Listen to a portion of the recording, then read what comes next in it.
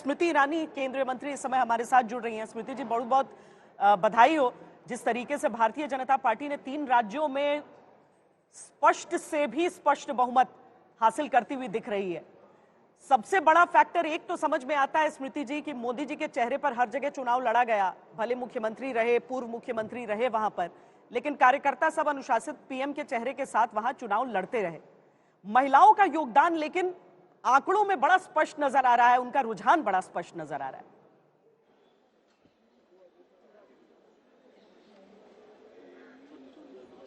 श्वेता जी, मुझे इस बात की बहुत खुशी है कि देश के मातृशक्ति ने सतत नरेंद्र मोदी को अपना समर्थन दिया है। उसके पीछे 2-3 प्रमुख कारण हैं। हमारी देश की राजनीति में कभी भी महिला एक डिसाइसिव पॉलिटिकल फैक्टर के रूप में उभरी नहीं थी। नरेंद्र मोदी की राजनीति में ये संभव हो पाया हमारे देश में।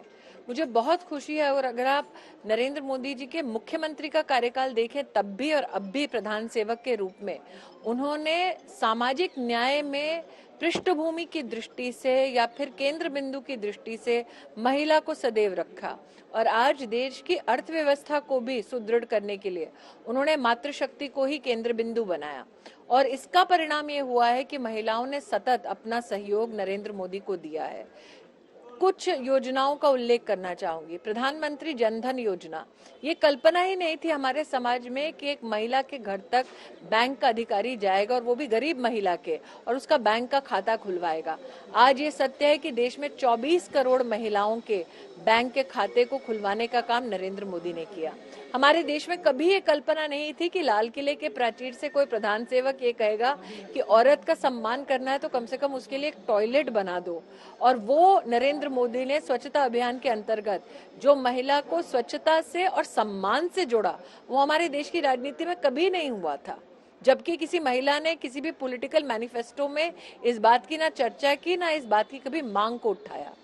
तीसरा, महिला के स्वावलंबन की दृष्टि से मुद्रा योजना हो, स्टैंड अप इंडिया हो, या कौशल विभाग जो हमारा है उसके माध्यम से कौशल का विकास हो, या अगर आप हाल फिलहाल में देखें, प्रधानमंत्री मोदी ने सेल्फ हेल्प ग्रुप की बहनों को ड्रोन दीदी बना दिया है। तो विकास के हर पड़ाव पर महिला को एक साक्षी बनाया गया, विकास का एक सहयोगी सहभागी बनाया गया। उसी का परिणाम आज आप देख पा रहे हैं हमारे चुनावी नतीजे में। ओबीसी वोट को लेकर बड़ी चर्चा थी स्मृति जी। जाति जनगणना को लेकर जब मुद्दा उठाया गया था तो ऐसा लगा था कि उसका असर देखने को मिल सकता है। प्रधानमंत्री ने 4 जातियों को चिन्हित किया, कहा गरीब है, महिला है, किसान है और युवा है। आपको लगता है जनता ने इस बात को स्वीकारा है, या फिर आगे जाति जनगणना के मुद्दे पर आप लोग और मंथन करेंगी? मैं जितना आभार आज जनता का मानूं, मैं जितना आभार जनता का आज मानूं कि उन्होंने कांग्रेस की जाति के आधार पर समाज को विभाजित करने का जो दुष्प्रचार किया या दुष्प्रयास किया, उसको आज जनता ने हराया है। मैं जितना आभार व्यक्त करूं उतना कम है। सही कहा नरेंद्र भाई ने कि अगर जाति किसी की देखनी है तो ये देखो कि हम सब भारतीय हैं। अगर उत्थान किसी का करना है तो किसान का करो, युवा का करो, महिला का करो, गरीब का करो। और आज नरेंद्र मोदी के उसी संकल्प को जो समर्थन दिया है जनता ने, उसके प्रति मैं आभार व्यक्त करना चाहूंगी। आपको याद दिलाना चाहूंगी, ये लड़ाई सिर्फ मोदी अकेले किसी एक विपक्ष के नेता के खिलाफ नहीं लड़ रहे थे। एक संगठित विपक्ष के खिलाफ ये चुनावी लड़ाई लड़ी गई और ये चुनावी जीत हासिल की गई। तो ये जीत न सिर्फ अर्थव्यवस्था में अनुशासन की जीत है, ये जीत न सिर्फ गरीब के प्रति कल्याण की भावना से मोदी की नीतियों की जीत है, ये न सिर्फ मातृशक्ति की जीत है। आदिवासी अंचल में जो अति पिछड़ा, अति गरीब हमारा गरीब आदिवासी भाई या बहन है, ये उसकी जीत है। युवा शक्ति के कौशल वर्धन की जीत है और विकसित भारत के संकल्प की ये जीत है। क्या मुख्यमंत्री के चेहरों को लेकर तनाव हो सकता है पार्टी के भीतर? बिल्कुल नहीं। हमारा एक अनुशासित संगठन है। यहाँ पर आप कांग्रेस की तरह किसी कलह की अपेक्षा मत करिए। और जिस तरह की जीत हम तीनों राज्यों में देख रहे हैं, मतलब अप्रत्याशित भी इसे कहा जा सकता है कि मध्य प्रदेश जैसा राज्य इतने लंबे शासन के बाद जनता ने फिर चुना। और कांग्रेस का आकलन यह है कि दरअसल वादा तो उन्होंने भी कैश बेनिफिट का किया, लेकिन सरकार आपकी थी, तो आप लोग ट्रांसफर कर सकते थे और इस वजह से बढ़त आपको मिल गई। नहीं, बिल्कुल ये असत्य है। जनता जानती है कि कांग्रेस जब कैश बेनिफिट की बात करती है तो कैश का बेनिफिट कांग्रेस के नेता की जेब में जाने वाला है, ये जनता जानती है। देखिए, मध्य प्रदेश में कांग्रेस पार्टी के 15 महीनों का जो कार्यकाल रहा, उसने कहीं ना कहीं जनता के सामने प्रस्तुत कर दिया कि कांग्रेस की कार्यशैली और भाजपा की कार्यशैली में क्या फर्क है। एक छोटा सा उदाहरण देती हूँ। कांग्रेस पार्टी ने अपने शासन में कन्यादान को पोस्ट डेटेड कर दिया। भारतीय जनता पार्टी की जब सरकार थी तो दिव्यांग बेटियों के कन्यादान की व्यवस्था सरकार करती थी और दिव्यांग बेटी की संबल योजना के अंतर्गत 55,000 रुपए की व्यवस्था गरीब बेटी के लिए की जाती थी। कांग्रेस के पास जब सत्ता आई तो कांग्रेस ने कहा बाद में देखी जाएगी, गरीब की बेटी की ब्याह की उनको चिंता नहीं थी।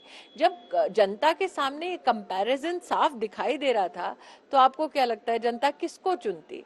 कहीं ना कहीं जनता जानती है कि अगर विकास संभव करवाना है तो मोदी को जिताना है। जनता जानती है कि अगर गरीब तक अनाज पहुंचाना है तो मोदी को जिताना है। जनता जानती है किसान के बैंक के खाते में अगर पैसा भिजवाना है तो मोदी को जितवाना है। और जैसा कि मैंने कहा कि एक विषय जो अभी तक हमने बात या चर्चा में नहीं लाए, मोदी पर पर्सनल कटाक्ष भी तो कितने किए गांधी खानदान ने, क्या कुछ नहीं किया और क्या कुछ नहीं कहा गांधी खानदान ने।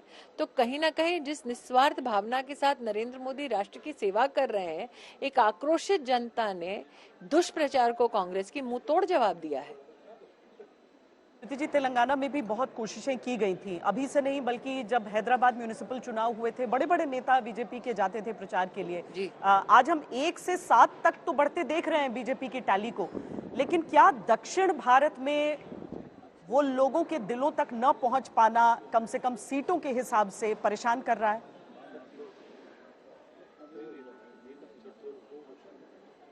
देखिए, आज मैं आपको स्पष्ट रूप से 2 बातें आपके ध्यान में लाना चाहती हूँ।